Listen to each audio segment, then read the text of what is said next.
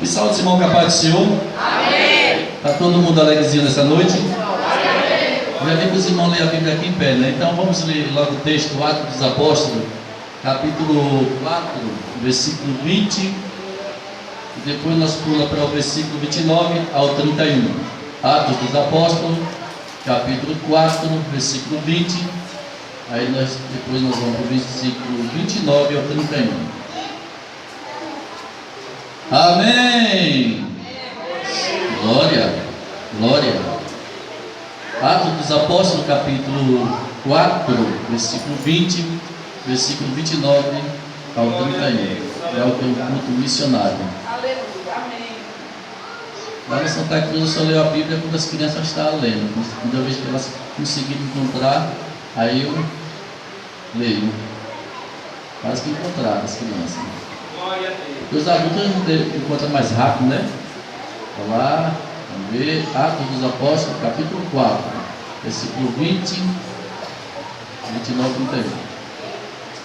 Glória a Deus. Bom, enquanto estão procurando, diz assim o texto sagrado: porque não podemos deixar de falar do que temos visto e ouvido. Versículo 29. Agora, pois, ó Senhor, olha para as suas ameaças e concede aos teus servos que falem com ousadia a tua palavra, enquanto estendes a tua mão para curar e para que se façam sinais e prodígios pelo nome do teu santo Filho Jesus. E tendo orado, moveu-se o lugar em que estavam reunidos, e todos foram cheios do Espírito Santo e anunciavam com ousadia a palavra de Deus. Diga amém, pode sentar. Amém. Amém. Glória a Jesus. Glória a Deus. Eu quero agradecer meus amados irmãos o convite feito pelo nosso pastor Marcos, nosso amigo particular, gente boa, de primeira qualidade, e ele está bastante alegrezinho. O pastor João Berto, pela confiança, né, de permitir estar com os irmãos mais uma vez, aceitando nós aqui para pregarmos a palavra de Deus. Mas vai dar tudo certo, né? Deus abençoe esta igreja, está bonita, tempo bonito. Eita, que não tem gente abençoada, né? Um dia chega desse nível, pastor João. Vai dar tudo certo. Meus irmãos, o meu culto missionário, Deus nos deu um tema nesse texto que nós lemos: anunciar, curar e ser cheio do Espírito Santo. Anunciar, curar e ser cheio do Espírito Santo. Tudo isso, meus irmãos, que aconteceu no Ato dos Apóstolos, aconteceu porque Jesus disse para os seus discípulos, lá no capítulo 1 do Ato dos Apóstolos, versículo 4 a seguir, ele disse bem assim: estando com eles, determinou-lhe que não se ausentasse de Jerusalém, mas que esperasse a promessa do Pai, que disse ele que de mim ouviste. Porque na verdade João batizou com água, mas vós sereis batizados com o Espírito Santo não muito depois desses dias. No versículo 8 Jesus disse: mas recebereis a virtude do Espírito Santo, e há de vir sobre vós, e semeis testemunha, tanto em Jerusalém como em toda a Judéia e Samaria e até aos confins da terra. Então Cristo disse que ia revestir a sua igreja para que eles fossem testemunha em Jerusalém, Judéia, Samaria e também em todas as nações aos confins da terra.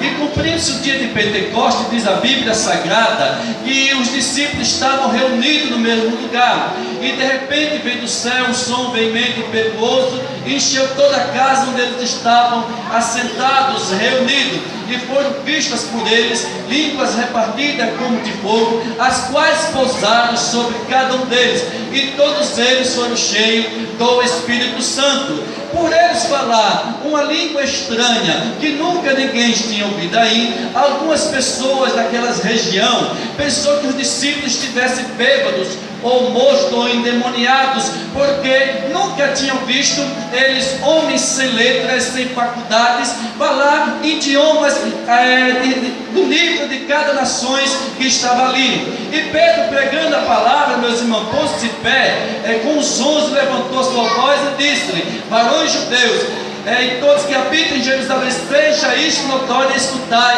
as minhas palavras. Pedro então começou a pregar o Evangelho, a anunciar que aquilo que estava acontecendo era o cumprimento da promessa a qual Deus usara o profeta Joel, que diz Deus que nos últimos dias derramaria do Espírito Santo sobre toda a carne. E naquela pregação diz a Bíblia Sagrada, meus irmãos, e aceitou 3.000 almas, aceitou a pessoa de Cristo Jesus em uma pregação a qual Deus usara o apóstolo Pedro para pregar. O discípulo gostou tanto, meus irmãos, de ser cheio do Espírito Santo, que no capítulo 3, Pedro e João iam junto à hora nona, a hora da oração, para o templo orar. E diz a Bíblia Sagrada que naquela oportunidade eles curaram um coxo que sempre ficava na porta da igreja, na porta do templo.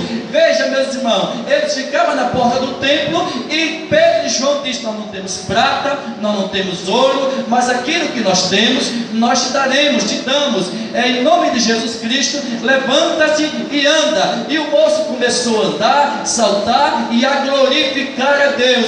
Veja, ele estava na porta do templo. Se estivesse dentro da igreja, já estava a cabeça. Porque quem fica na porta do templo, meus irmãos, nem sempre vai conseguir estar dentro da bênção. Mas quem já está dentro da igreja, aceitando Cristo como seu Salvador, toda hora tem bênção, porque Deus abençoa poderosamente. Diante dessa situação, os sacerdotes das épocas, as autoridades, ficaram apavorados. Como é que pode um homem que não sabe, não estudou, não tem faculdade, não tem medicina, levanta um coxo e esse moço salta, sai andando, sai glorificando a Deus?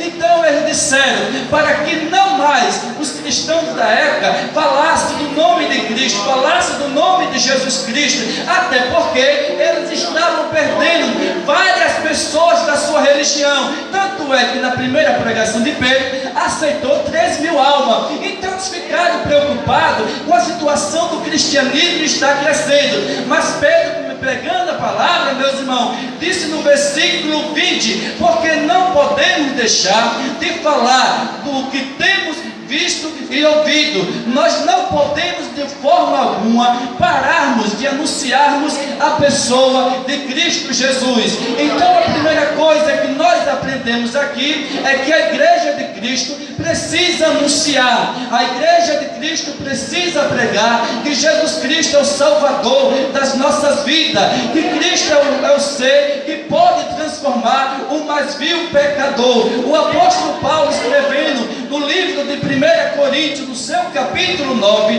diz o texto sagrado, meus irmãos, no versículo 16: porque se anuncio o Evangelho, não tenho de que me gloriar, pois me é imposta esta obrigação, e ai de mim se não anunciar o Evangelho. Eu acho interessante isso, porque Paulo está dizendo para a igreja do Senhor que é uma obrigação que ele tem de anunciar o Evangelho. Paulo está dizendo assim: esta obrigação me é imposta, eu sou obrigado a pregar, porque Cristo me ordenou a anunciar o Evangelho. Aí ele diz assim: e ai de mim se eu não anunciar o Evangelho. Paulo estava dizendo que se ele não anunciasse, Deus poderia cobrar da pessoa dele, porque ele diz: porque me imposta essa obrigação. Veja que Jesus disse assim: ide por todo o mundo e pregai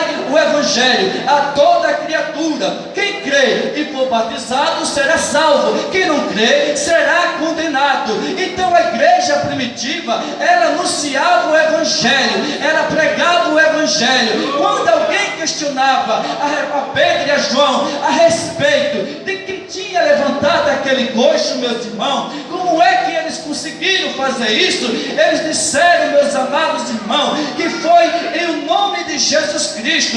Veja que no versículo 11 do nosso capítulo 4, ele falando a respeito de Jesus, ele diz assim: ele é a pedra que foi rejeitada por vós, os edificadores, a qual foi posta por cabeça de esquina, e em nenhum outro há salvação, porque também debaixo do céu nenhum outro nome há dado entre os homens pelo qual devamos ser salvos. O apóstolo Pedro está dizendo assim, que não existe outro nome tão poderoso como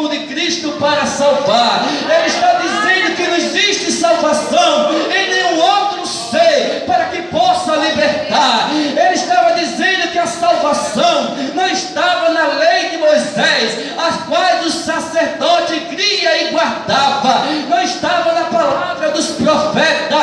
Ele estava dizendo, meus irmãos, que a salvação não estava na religião. Ele estava dizendo que a salvação não estava no conhecimento secular. Ele estava dizendo, meus irmãos, que não existe um outro nome na terra, entre os homens e debaixo da terra, pelo qual devamos ser salvos, a não ser no nome santo bendito de Jesus Cristo. O apóstolo Paulo dizendo, meus irmãos, para que se façam orações e deprecações por todas as autoridades, porque isto é bom e agradável ao Senhor. Mas ele diz também assim, porque Deus quer que todos os homens se salvem e cheguem ao conhecimento da verdade, porque só existe um mediador entre os homens, quem? Jesus Cristo, o homem. O mediador entre Deus e os homens, meus irmãos, não é o pastor da igreja. O mediador entre Deus e o homem também não é o padre. O mediador entre Deus e os homens não é a Aparecida. O mediador entre Deus e os homens também não é o Papa. O mediador entre Deus e os homens não é Frei Damião. O mediador entre Deus e os homens não é Padre Cício.